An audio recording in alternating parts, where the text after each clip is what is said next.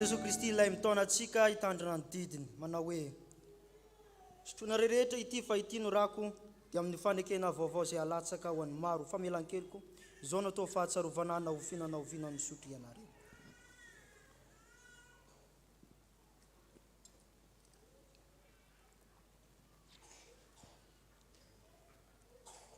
Misaoranao zay tompo fa efa nandraraka izay mety izao sakramenta masina izao.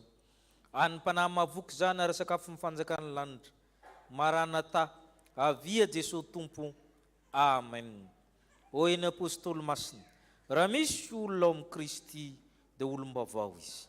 Efa lasa ny zavatra taloha, indreo efa tonga vaovao ireo.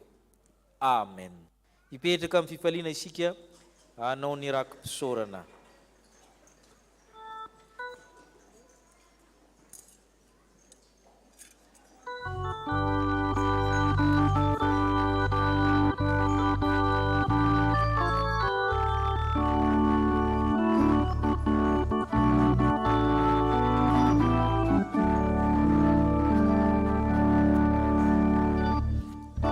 Jehovah no criado, Jeba Messia Karori, Ari Maitsuan, Rano Nana Itudena, Eda Naite Enetian Yakuri,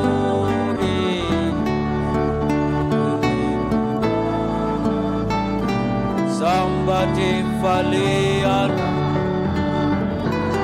Sema Yesi Sesi Zemambau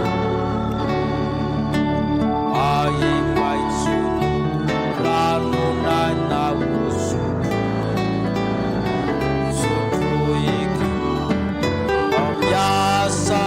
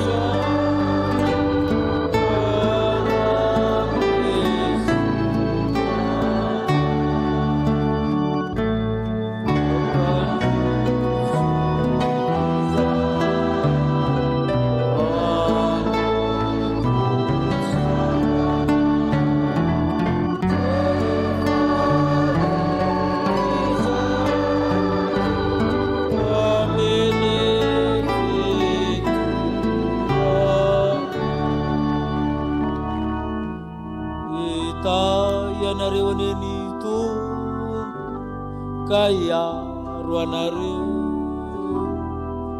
Ampamirapiry mitafina aminareo aneny tompo ka hiantra anareo. Ananatra nitafina aminareo aneny tompo ka anome anareo fiadana.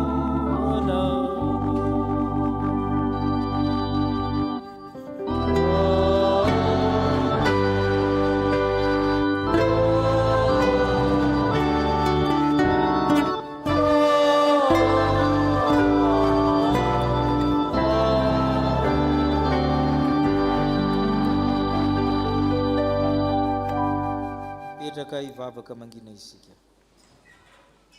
Manoatra noho ny mpandresy isika amin'ny alalan'ilay tiantsika. Ho an'Andriamanitra irery ny voninahitra.